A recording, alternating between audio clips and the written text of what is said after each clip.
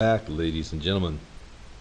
What I'd like to do in this video is go over some strategy for how to approach problems.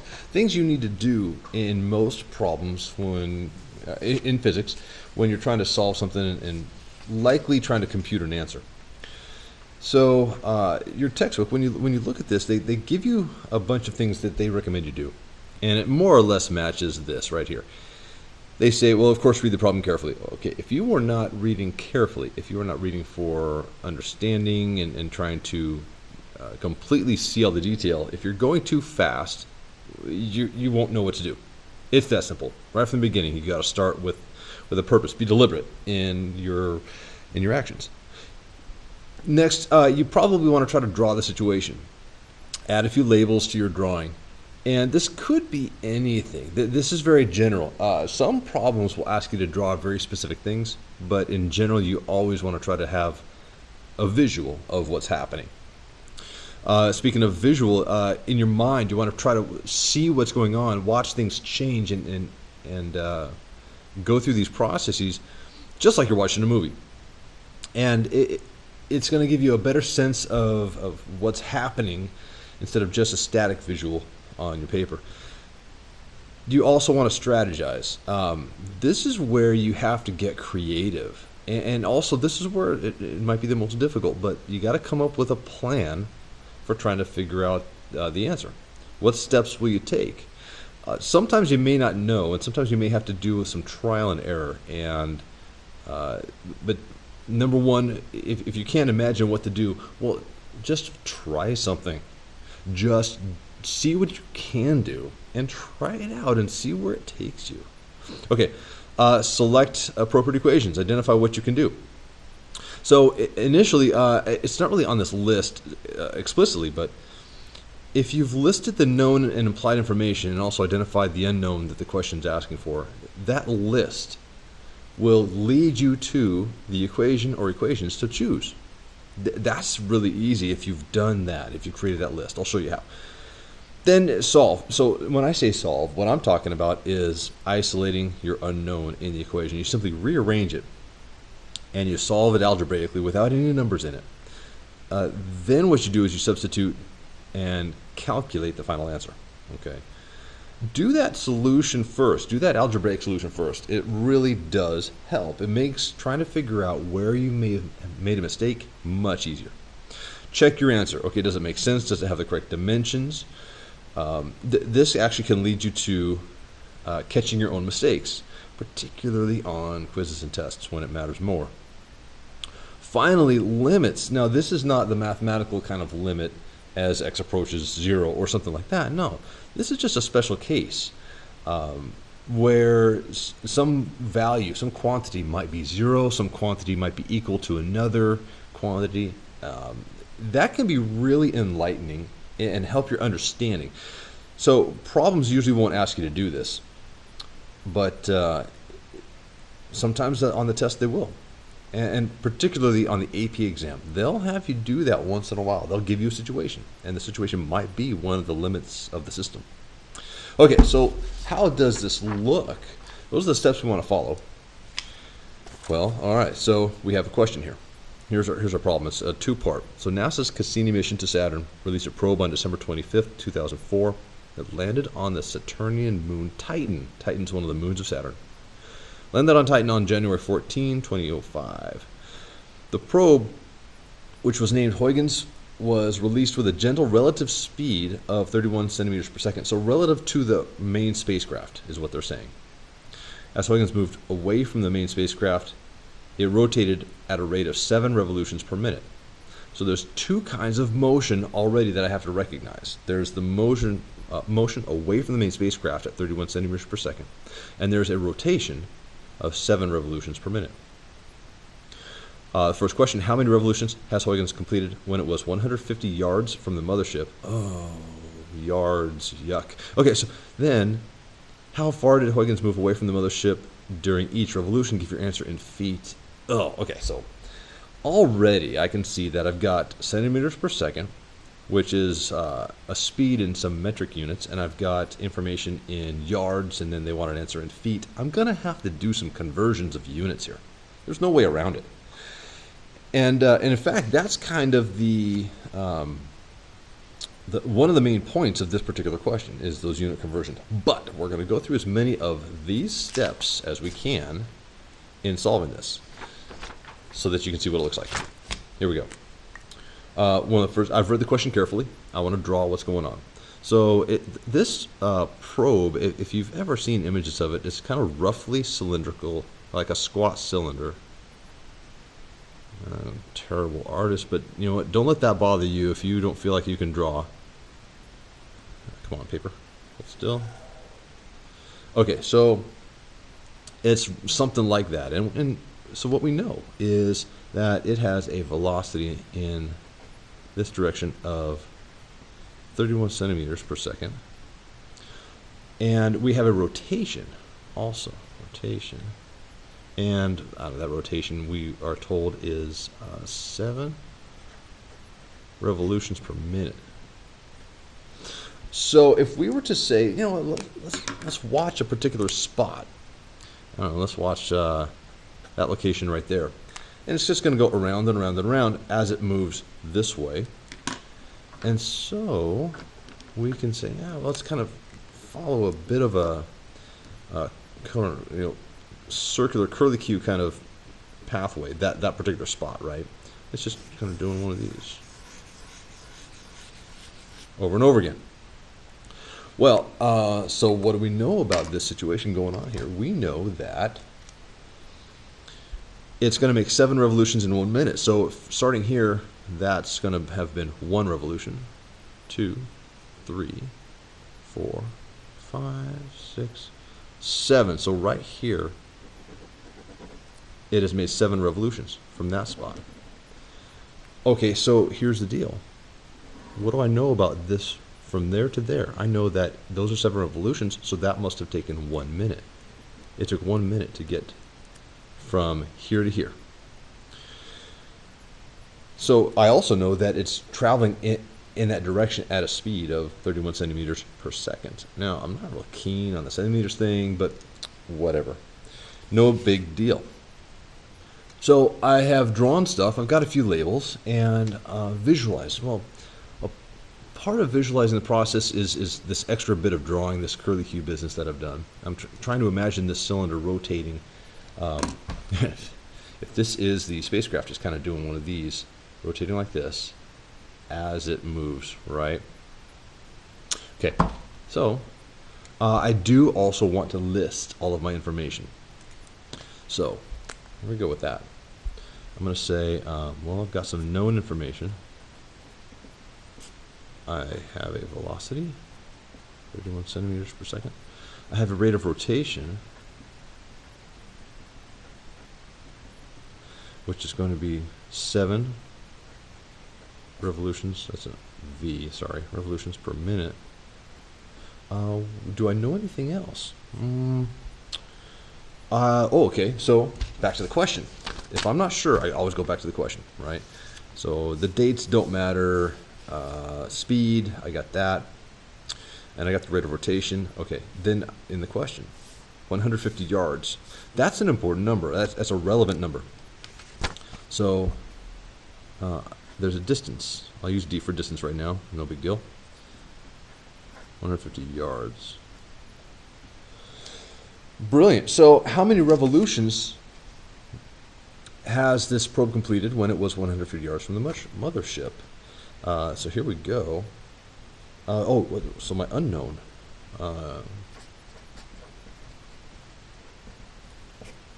For part A, my unknown is number of revolutions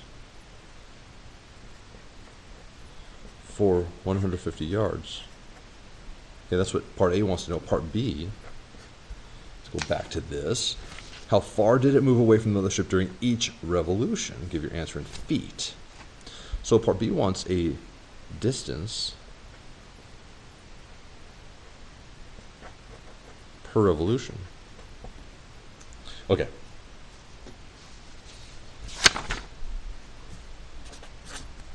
So here we go. So I'm going to label part A on all my work for part A is going to go here, and that way it's easy to tell what I'm doing. I'm going to solve for the time to go 150 yards. So I know that velocity is distance divided by time.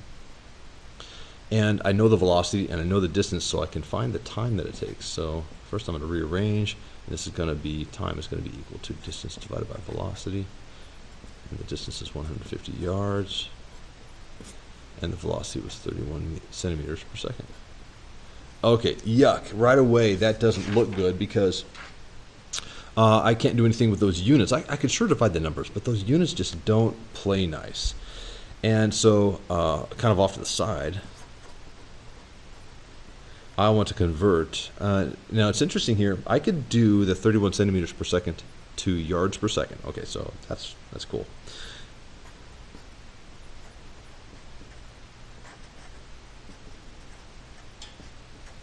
But the interesting thing is the seconds aren't changing. So really, I only have to look at the centimeters to yards side of things.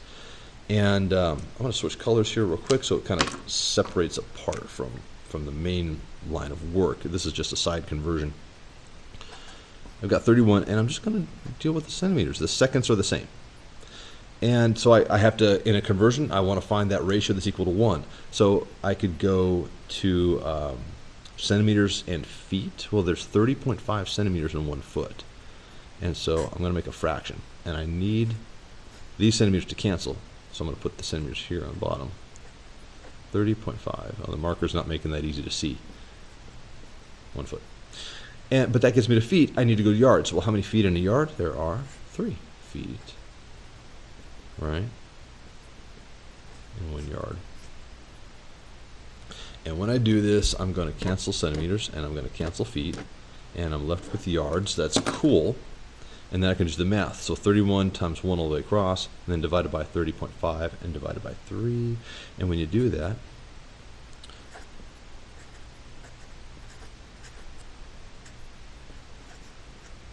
so 0.3388 yards. Now, do I want all those significant figures? Well, actually I do, because I don't want to round this. If I round this now, I'll introduce some error into my final answer. This is not the final answer. So, back to the kind of main line of solution here. I can say 150 yards divided by, now the speed now is now going to be 0.3388 yards per second.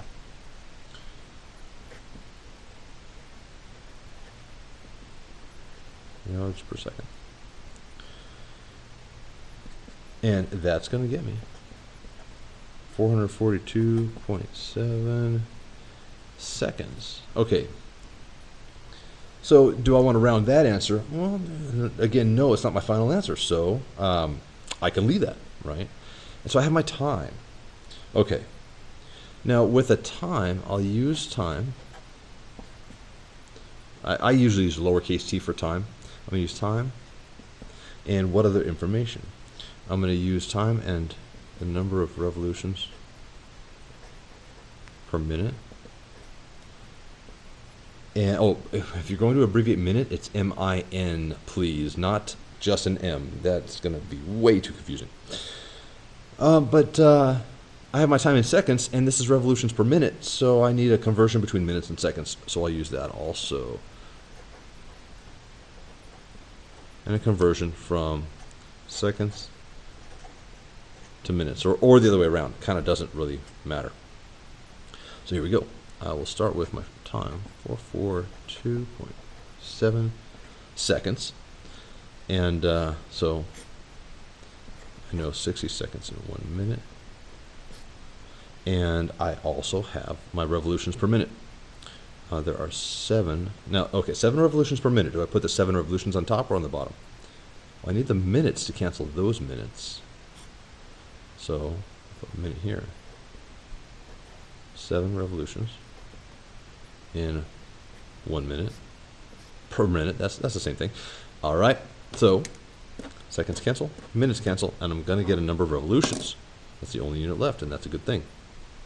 Because when I go back to the question, how many revolutions had it completed? Okay.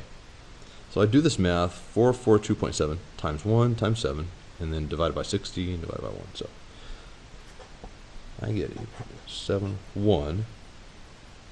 Oh, come on. Yeah, not even close. I'm sorry. Completely the wrong number. 51.6 revolutions. Now, let's go to the wording of the question. It actually might matter. How many revolutions had Huygens completed? Okay. Completed. Did it complete 51.6 revolutions? No. It completed 51 of them. The 0.6 is an incomplete revolution. Nitpicky, I know, but you know what? Sometimes that level of detail is absolutely critical. So we need to round that off. So that's going to be equivalent to 51 complete revolutions. Answer in a box. Boom. It's good. Check the number. So yeah, in this many seconds, that's far longer than 1 minute. So you should get far more than 7 revolutions. Yeah, we're good. Okay, so that was part A. Part B. Here we go.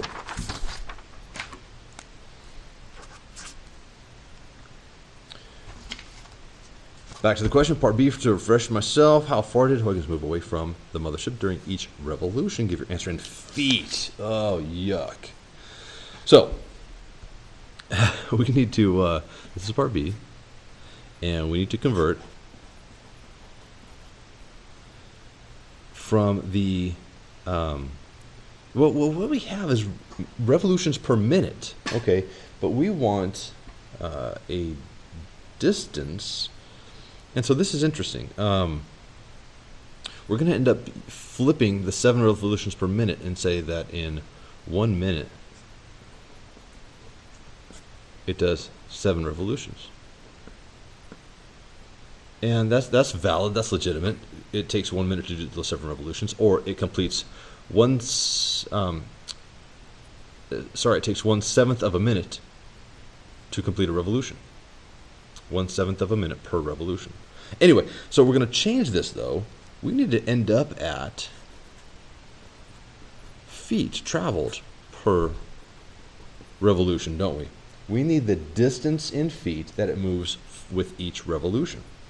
Here we go. So I'm gonna start with that business right there. I've got in 1 minute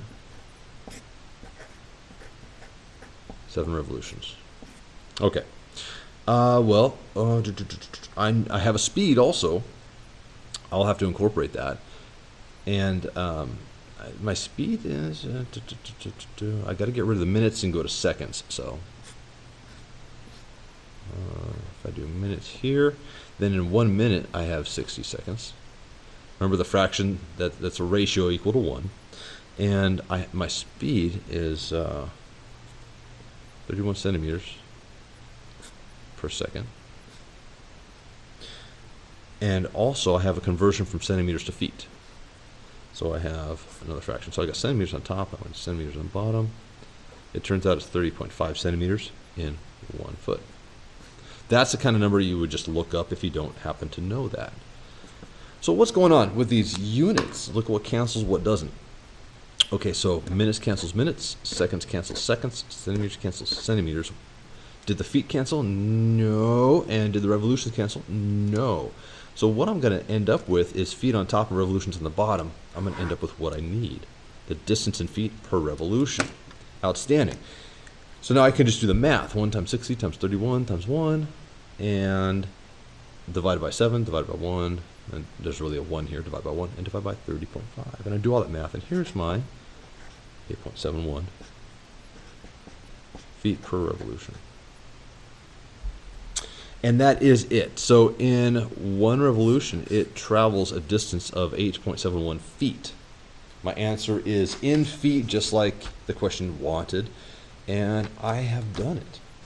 Now, back to the list of steps we went through, right? So we read it, we drawed it, oh my goodness, we drew it. I tried to visualize it. I tried to come up with a strategy as best I could. I tried things. I selected appropriate equations when I could. I solved, whenever I could, I solved for the unknown before plugging numbers in. Now, there weren't too many just, standard equations that we used. really this was the only standard kind of equation, and I rearranged that for time before plugging numbers in. Checking my answer. Does it make sense? Yeah, I kind of gave it some thought. I mean, look at this. Remember when I said that I have 442 seconds, almost 443. That's far longer than a minute. I know that in 1 minute it makes 7 revolutions, so it should make far more revolutions than it does in 1 minute. At least I'm in the right ballpark here, yeah? What about this answer? So it's traveling 8.71 feet per revolution. Remember, there was this information here about how many minutes it takes to complete 7 revolutions. Well, it's 1 minute for 7 revolutions. In other words, you could rewrite this and say that, just kind of off to the side here, I'm going to take this, and I'm thinking about this answer, right? I'm trying to just reason out to myself, well, does it actually make sense? So look at this. This is equivalent to 1 over 7, 1/7, and this is minutes per revolution. Okay, so it completes 1/7 of a minute, or another way of saying it, a better way of saying it, 1/7 of a minute goes by per revolution. Okay, so in 1/7 of a minute, that's 1 revolution, then how far will it go in 1/7 of a minute? Well, it goes 31 centimeters per second, so I could work out the math, and that's essentially what this math is working all that out. So I'm good. Okay, now finally though, special cases, limits of the system. What do I have? This one is kind of weird. It's a little too simple to really define some limits of the system. I mean, I could get crazy with it and just figure out another distance, but I'm just solving the same problem for another distance. I could say, well, how many revolutions would it complete if it had moved twice that distance? I mean, there's not a lot here in the system that we're dealing with. In the future, with more complicated problems, we'll be able to check some limits that might show some interesting information for us, but not really this time. So anyway, this video's gone on long enough. I hope it helped. Remember, read the problem carefully. Draw something. Draw it out, please. That is so important, and I see students trying to skip this step of drawing it out. Don't skip that step. All right. Visualize, strategize. You've got to be creative when you do these things. Problem solving in physics is hugely creative. Select equations, solve, check. Okay. And we will do this. We will practice this, and I can help you if you have questions. Thank you for watching. I'll catch you next time.